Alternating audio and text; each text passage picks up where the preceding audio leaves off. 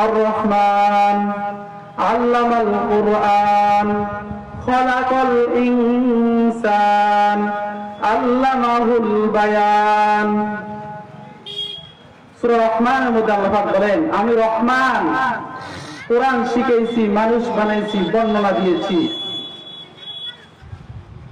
এখানে আমরা সাধারণত দেখতে পাই, আগে মানুষ সৃষ্টি হয়, তারপর ইলম অর্জন করে। আল্লাহ পাক রব্বুল আলামিন এখানে এই কোরআনের মধ্যে বলতেছেন, আমি রহমান, কোরআন শিখাইছি, মানুষ বানাইছি। এখানে আল্লাহ পাক রব্বুল আলামিন আগে কোরআন শিক্ষা করার জন্য বলতেছেন, শিক্ষার কথা বলছেন, এরপর মানুষের কথা বলতেছেন। এর দ্বারা বোঝা যায় আল্লাহ পাক রব্বুল আলামিনের দরবারে সৃষ্টিগত মানুষের কোনো দাম নাই, সৃষ্টিগত মানুষের কোনো মর্যাদা নেই, একমাত্র গুণগত মানুষের মর্যাদা আছে। সৃষ্টিগত মানুষ, বহু মানুষ আছে।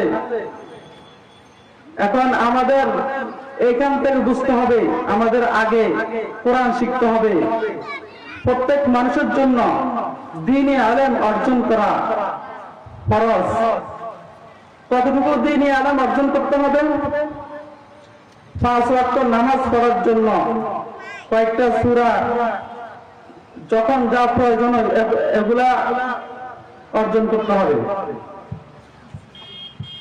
যখন কারো উপর যদি যাকাত ফরজ হয়, ওই ব্যক্তির জন্য যাকাতের মাসালাগুলা অর্জন করতে হবে।